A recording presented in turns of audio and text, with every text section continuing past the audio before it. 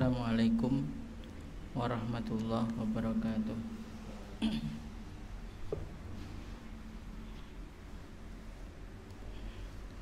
Alhamdulillah, assalatu wassalamu ala rasulillah wa ala alihi wa ashabihi wa mawalah. La hawla wa la quwata illa billah.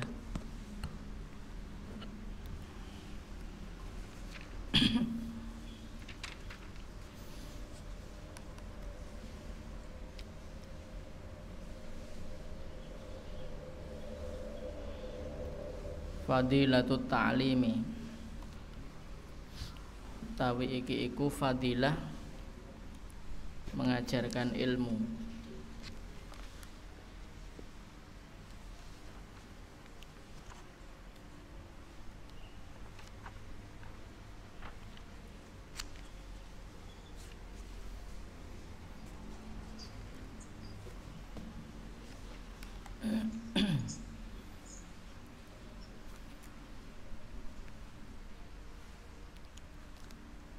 Allah Ta'ala berfirman, Qul hadhihi sabili ad'u ilallah.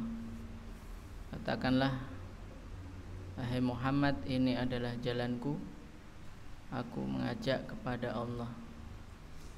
Ala basiratin ana wa man ittaba'ani, atas basirah. Basirah itu adalah hujjah balighah, hujjah yang nyata, aku maupun orang yang mengikutiku.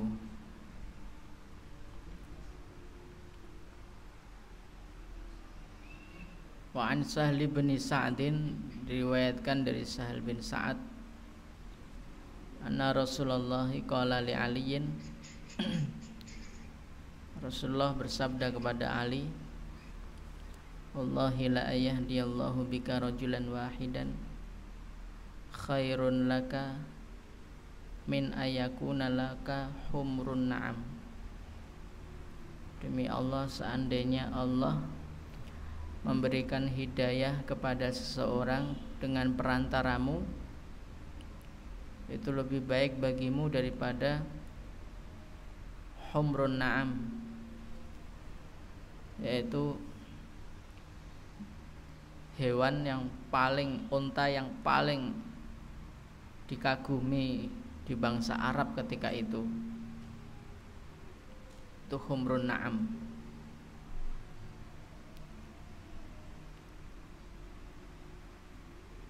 Kemudian kemarin kita sudah membahas yang hadis Nabi, perumpamaan ilmu yang dibawa oleh Nabi itu seperti perumpamaan air hujan yang menimpa bumi atau tanah, dan tanahnya itu macam-macam. Ada yang tanahnya itu naqiyah, yang baik digunakan untuk sumur maupun untuk nandur, itu bagus. Ada juga yang ajadib, hanya bisa dipakai untuk sumur, tapi untuk nanam itu nggak bisa. Ada yang parah ini, qiyan, tanah yang tandus, kering kerontang, dibuat sumur nggak keluar air, keluar airnya busuk, dibuat tanamannya nggak tumbuh. Ini adalah orang yang tidak berilmu, tidak punya ilmu, dan tidak mau ngaji, tidak mau tolabul ilmi. Pun jika mau tolabul ilmi, niatnya itu hanya sebatas untuk supaya selamat dari status tidak disebut ngaji. Jadi ada orang tolabul ilmi itu hanya ingin supaya dia itu dianggap mempunyai status sebagai orang ngaji. Niatnya tolabul ilmi tidak betul-betul ingin mencari ilmu demi menambah bekal akhirat, tetapi hanya untuk mengejar urusan dunia, yaitu mengejar status.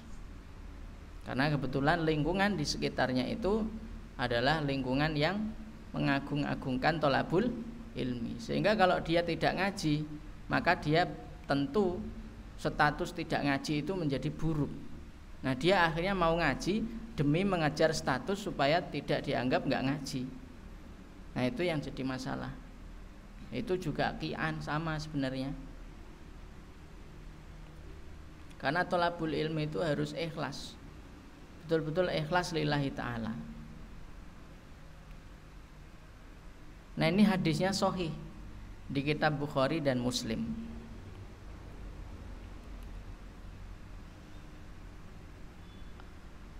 Fangdur rahimakallah ila hadzal hadis. Kitabnya sudah ada kitabnya. Kemarin di-share aja. Maka lihatlah kepada hadis ini, betapa ini sangat menohok semua makhluk. Bagaimana tidak menohok? Hadisnya jelas. Hadisnya sangat jelas tentang kategori-kategori orang yang ngaji. Kalau yang nakiyah itu dikasih ilmu itu langsung betul-betul mantep, yakin. Kalau ajadib ini pilih-pilih sesuai kepentingannya. Sesuai kepentingan dirinya diambil, enggak sesuai dibuang. Nah, yang ketiga ini bingung ini, seperti gimana ini?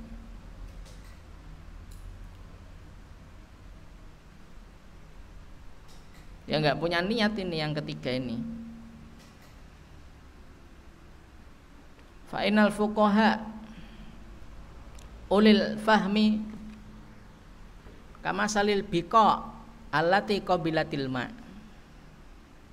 Maka sungguhnya fuqaha, orang-orang yang ahli fikih yang memiliki pemahaman itu diperumpamakan seperti tempat-tempat, kawasan-kawasan, wilayah-wilayah yang respon terhadap air dan menerima air sehingga mampu untuk menumbuhkan tanaman-tanaman yang bisa dimanfaatkan.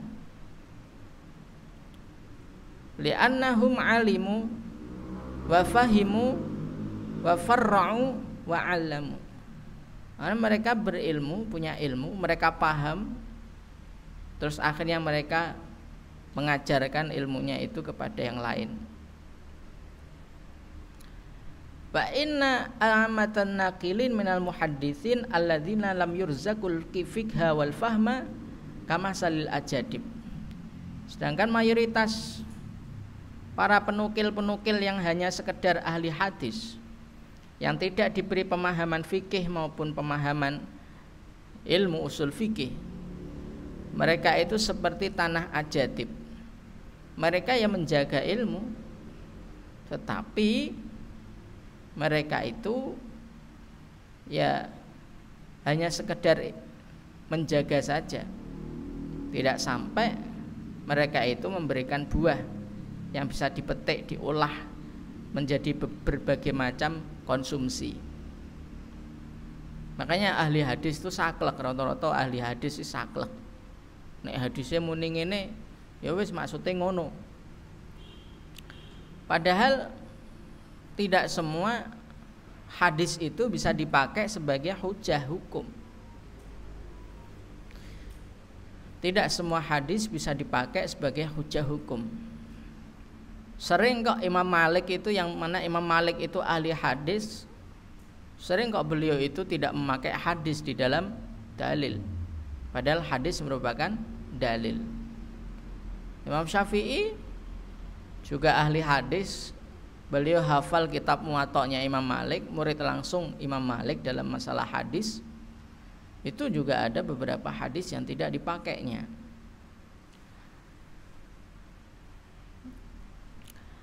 Yang payah itu al-awamul jahalah, orang awam yang bodoh. Alladzina sami'u wa lam yata'allamu wa lam yahfadhu. orang yang sudah mendengar bahwa ilmu itu penting tapi mereka tidak mau ngaji, tidak mau menghafal ilmu. Kalaupun ngajinya itu tidak maksimal, tidak serius. Ya tadi saya bilang, dia ngaji karena termotivasi, dorongan supaya dia lepas dari status tidak ngaji, karena lingkungannya adalah lingkungan ngaji. Akhirnya dia ngaji dengan terpaksa. Itu ada orang-orang seperti itu.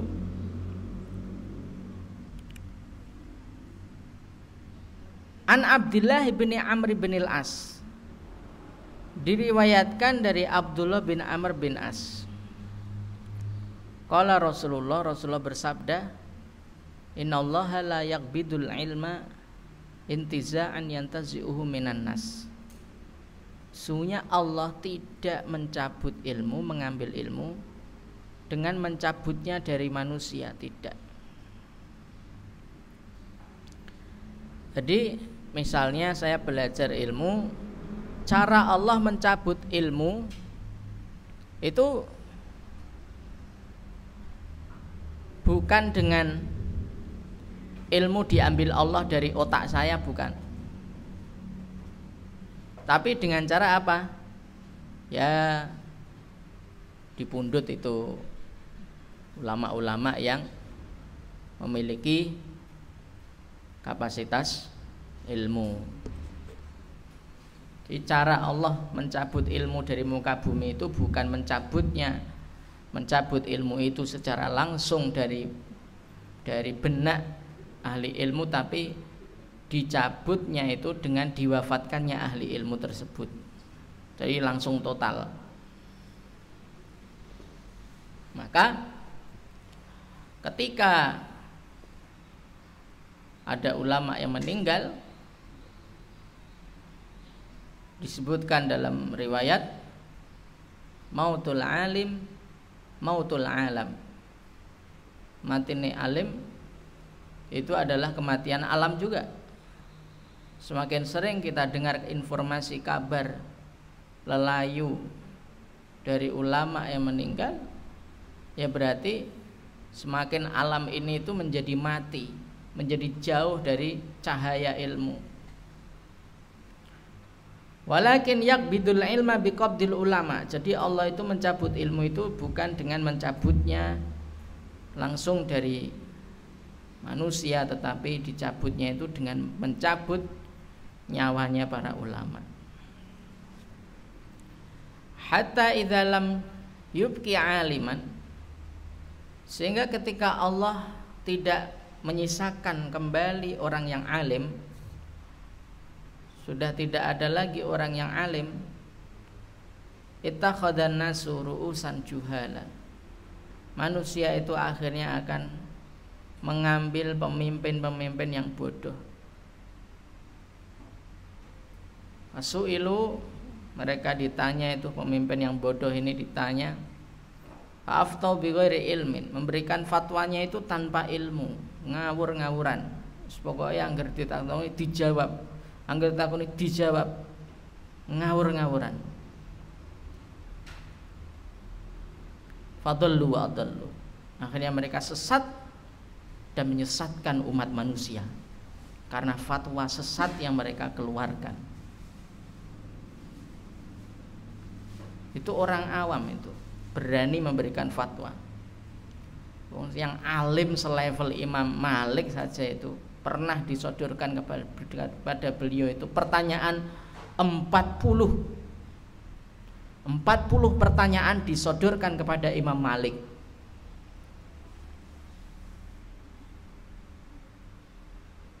Di antara 40 itu tidak ada yang dijawab oleh Imam Malik kecuali hanya satu masalah.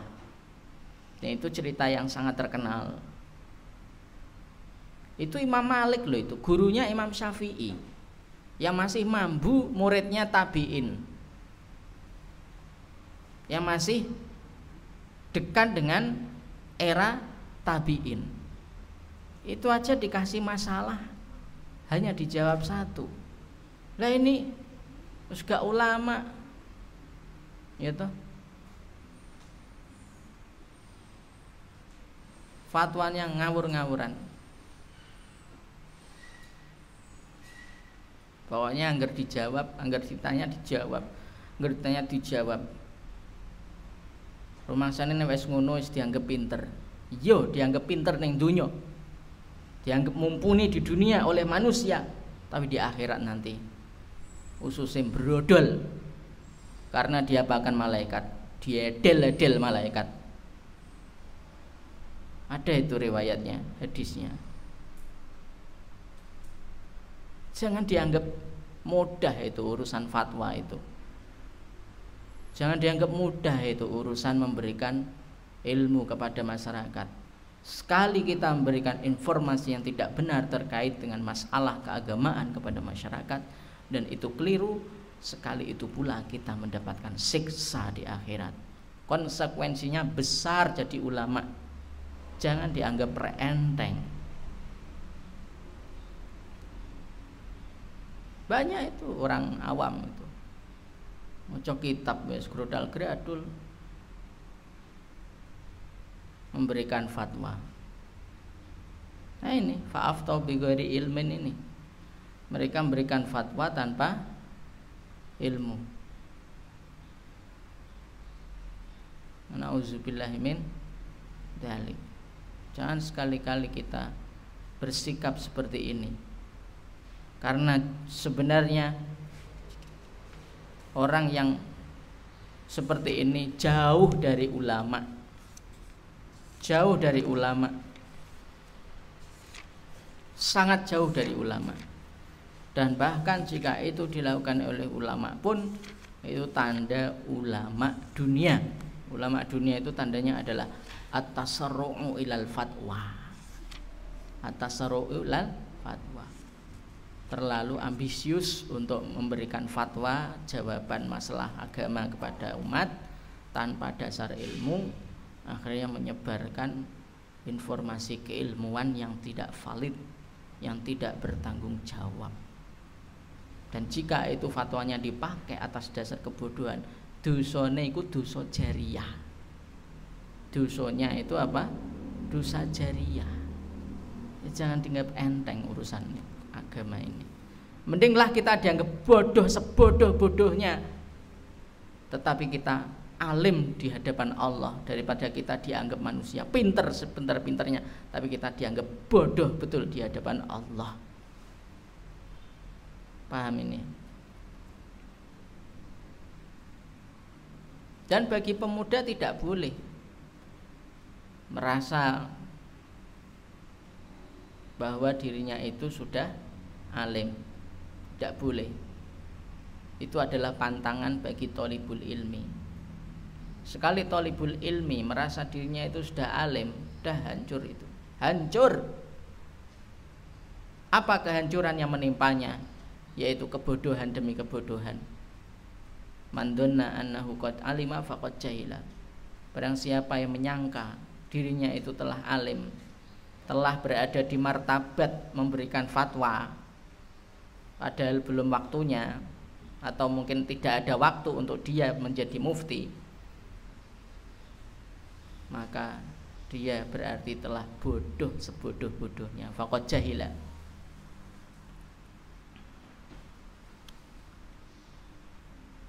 Fadallu wa adallu. Ini bahaya. Memang semangat dakwah itu perlu kita miliki ya, satu sisi.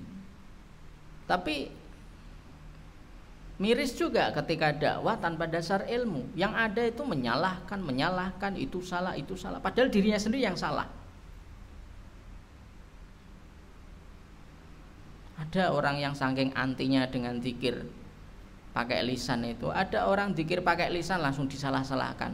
Bid'ah itu zikir pakai lisan. Bid'ah bae po. Zikir itu bisa qalbiyan, bisa lisanian, bisa ruhiyan, jasadian. Zikir itu bisa zikir lisani. Zikir itu bisa zikir qalbi. Zikir itu bisa zikir jasadi. Enggak harus zikir tuh kolbi lah, atine bosok kolbine piye? Ora iso dienggo zikir, ya mending zikir pakai lisan. Zikire wong awam tuh justru pakai lisan. Gimana zikir lisan? Ya maca astagfirullah, astagfirullah, astagfirullah, astagfirullah, astagfirullah. Allahu akbar, Allahu akbar, Allahu akbar. Pakai suara enggak apa-apa. Ada kok dalilnya itu dalam Quran.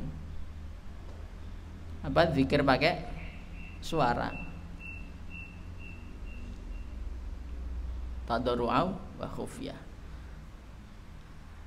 Ini miris kalau ada orang awam yang belum punya kapasitas mufti, kemudian dia seakan-akan mampu memfatwakan ilmunya masih pendek, jauh dari ilmu, jangankan ulama ya, level muta'alim aja masih mendrap-mendrip ya, karena ya tidak kapasitas memberikan fatwa kepada masyarakat. Nah, itu yang ada adalah kebodohan. Termasuk mengajarkan pemahaman Al-Qur'an melalui tafsir dan sebagainya. Mufradat belum tentu benar. Mufradat keliru, sudah berani membuka pengajian tafsir, pengajian fahmul Quran dan sebagainya. Miris itu. Yang ada nanti adalah kesalahpahaman. Kalau memahami Quran tanpa nahwu, semua yang mengajarkan tafsir, semua yang mengajarkan pemahaman Al-Quran wajib fardu ain untuk faham ilmu nahwu sorof, minimal menghatamkan syarah Ibnu Aqil itu minimal loh. Syarah Ibnu Aqil itu minimal. Lah nek syarah Ibnu Aqil aja belum kecandak pemahamannya, kok ngajarkan tafsir, ngajarkan urusan pemahaman Quran, itu yang ada itu lebih banyak salah pahamnya daripada benarnya. Saya sampai berpikiran bahwa tadabbur Quran dengan terjemah itu bisa menyesatkan. Tadabbur Quran dengan pakai terjemah Quran secara saja itu bisa menyesatkan. Kenapa kok bisa menyesatkan? Karena banyak terjemah Quran yang ada itu jauh dari ilmu nahwu sorof, dan memang ada banyak kalimat-kalimat Quran itu yang tidak bisa dipahami kecuali dengan ilmu nahwu dan sorof. Banyak kok yang melenceng itu terjemah Quran. Makanya di sini Allah mengatakan agar kita itu jaga para ulama, karena Allah ngambil ilmu dari dunia ini ya dengan mewafatkan para ulama. Semakin banyak ulama meninggal, ya semakin banyak ilmu yang hilang. Yang ada adalah tadi ru'usan juhala, tinggal yang sisa itu orang-orang bodoh sing nek gawe fatwa ngawur-ngawuran tanpa ilmu. Makanya sebuah musibah ketika kita misalnya dekat dengan ulama tetapi ulama tersebut disia-siakan. Ini qabdul ulamanya cepet ini. Qabdul ulamanya cepet.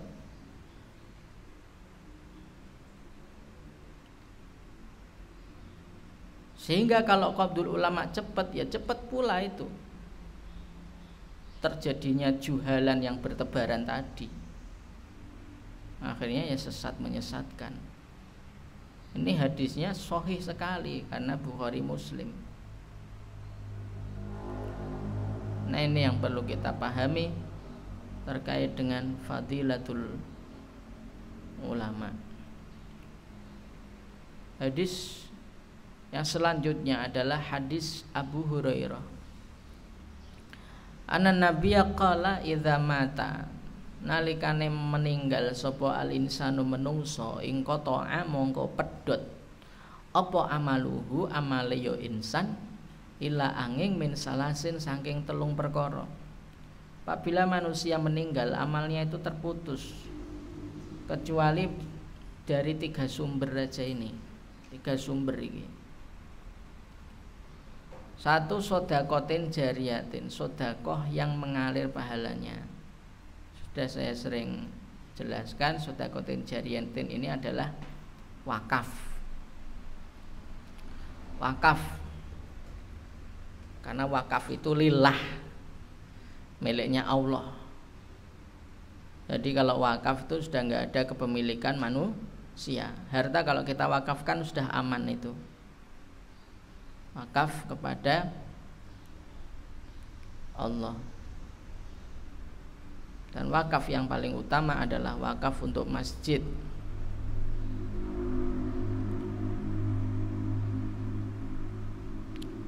Termasuk wakaf untuk pesantren, pembangunan pesantren. Misalnya ada orang yang ilmunya luar biasa, dia nggak punya pesantren, nah masyarakat mengumpulkan dana untuk membangun pesantren bareng-bareng, distatuskan wakaf, nggak ada kepemilikan pribadi. Nah, kemudian dari situ kemudian dikelola oleh yang punya ilmu, berkembang. Nah, akhirnya menjadi pesantren besar. Nah, itu fungsi daripada wakaf itu seperti itu. Sodakotin jariyah. Wakaf itu luar biasa. Banyak kok wakaf, perkembangan wakaf itu luar biasa. Kalau harta wakaf yang dikelola secara profesional dan dikembangkan secara dengan ilmu itu luar biasa. Contoh konkretnya adalah pesantren-pesantren yang sudah menerapkan wakaf. Gontor itu wakaf itu. Jadi putra-putra Kiai Gontor itu nggak ada berhak untuk paling menguasai, nggak ada. Jadi yang menguasai itu adalah namanya badan wakaf. Badan wakaf. Nah, di antara pimpinan badan wakaf Gontor adalah Ustadz Hidayat Nur Wahid,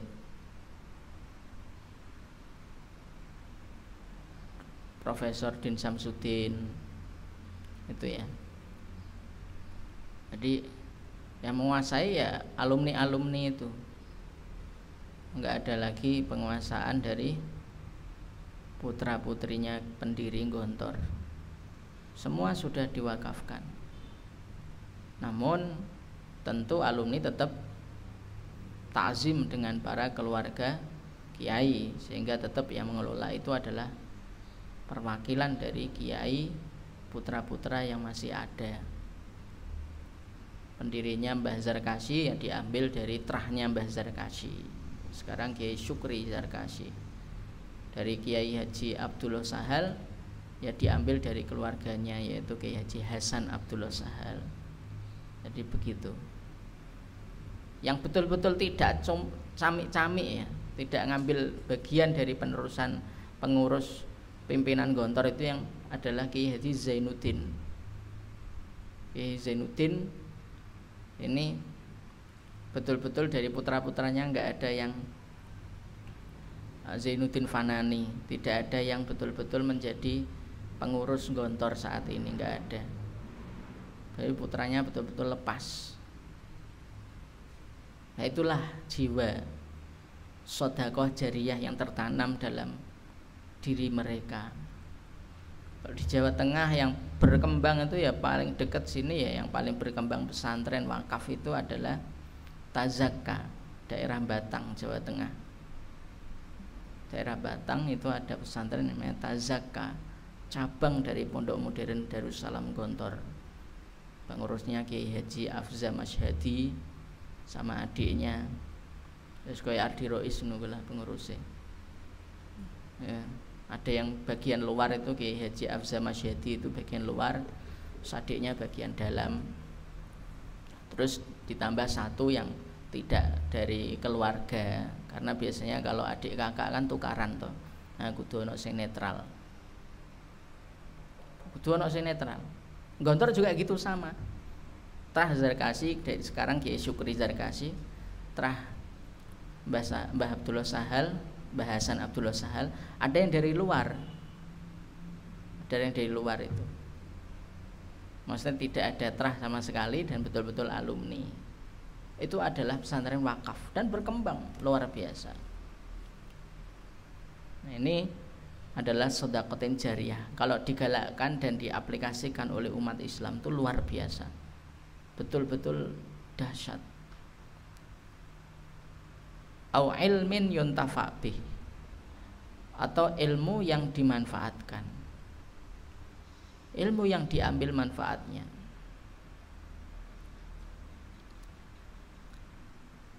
Ilmu yang dipelajari kemudian diajarkan,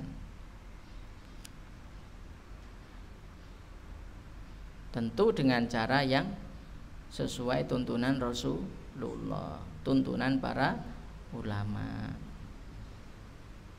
Awaladin solihin yad'ulah. Ini yang ketiga, anak soleh. Walad itu anak biologis, solihin yang soleh, yang mendoakan orang tuanya. Ya, semakin banyak anak ya semakin banyak yang mendoakan. Ya tergantung anaknya juga. Nah, anaknya durhaka ya ora tau undungane. Ora tau undungane pengene nguasai warisane. Nah iku durhaka iku. Tidak membahagiakan orang tua. Ya do'ulahu itu tidak hanya berdoa Robbi firli saja. Nah, ngono cah gampang cah. Ya do'ulahu itu termasuk adalah semangat tafakuh fiddin. Jadi oleh bakti ning wong tua itu tidak hanya bar salat Robbi firli saja, enggak cukup. Nek ngono tok ya gampang cah. Harus juga tolabul ilmi, tafakuh fiddin. Itu adalah cara yad'ulahu juga. Kalau yad'ulahu itu kan ahli ibadah bisa. Tapi nek tafakuh fiddin, nek ora bermental ulama pun ora gelem. Kemauan tafakuh fiddin itu loh. Itu aja kalau enggak bermental ulama ya enggak paham. Jarang kok orang yang tafakuh fiddin itu.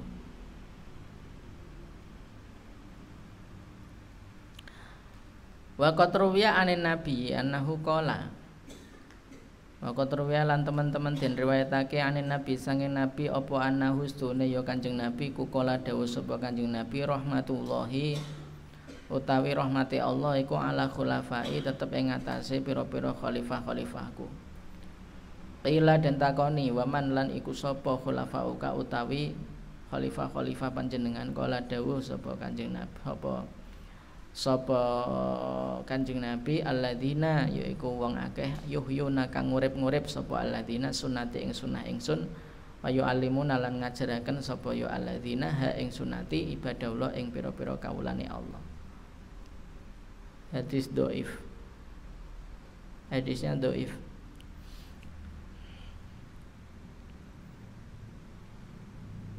Saya juga heran sama Ibnul Jauzi ini.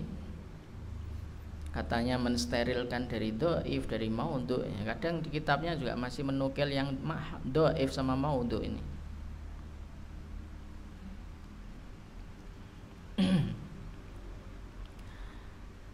Rahmat Allah untuk para pengganti-penggantiku. Rasulullah ditanya, siapa pengganti engkau wahai Rasulullah? Rasulullah menjawab, ya alladzina yuhyuna sunnati, ya sing ngurip-ngurip sunahku, ya para ulama kuwi ya. Ya ulama iku khulafaur rusul, penggantine para rasul. Sing musuhi ulama ya berarti musuhi Rasulullah. Sing gedhingi ulama ya gedhingi Rasulullah. Sing sensi karo ulama juga sensi dengan Rasulullah. Benci kepada ulama juga benci kepada Rasulullah.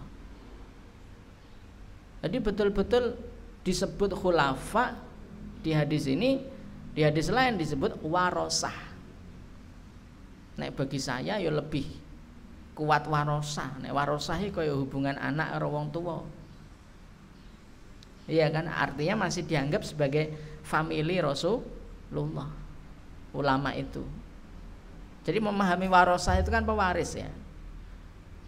Itu berarti ulama termasuk ahlur rasul, keluarga Rasul. Dan itu memang betul. Karena memang Imam Syafi'i mentafsirkan wa ala alihi itu, al di situ adalah kullu mukminin taqiyyin, setiap mukmin yang bertakwa. Sopo sing mukmin yang bertakwa? Ya para ulama. Ulama iku sing paling mukmin, ulama iku sing paling bertakwa. Karena takwa itu dengan ilmu. Iman juga dengan ilmu. Iman tanpa ilmu akan mudah terombang-ambing oleh waswasah syaitoniyah, oleh apa? Bisikan-bisikan halus dari setan. Gonjang-ganjing itu akidahnya.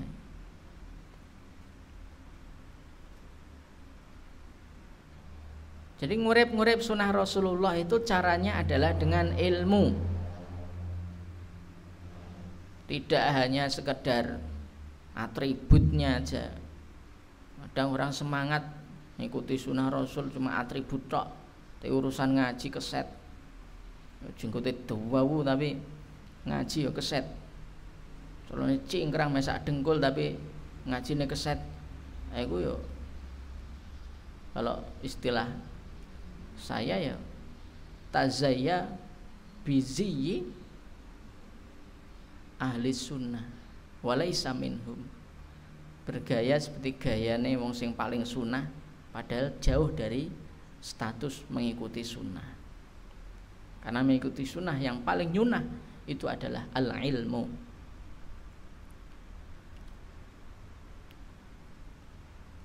Qala Umar bin Khattab, dalam asar Umar bin Khattab mengatakan,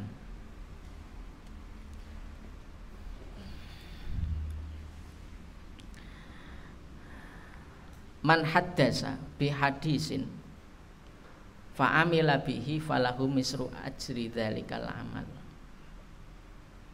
Fa umila bihi man utawi sapa wonge haddasa lamun iku bicara sapa man bi hadisin kelawan pembicaraan ilmu, fa umila nuliden amalkan apa bihi dengannya hadis, falahu mongko iku tetep kedue ya man mislu ajri dzalikal amali utawi sepadane mengkono-mengkono ganjarane amal.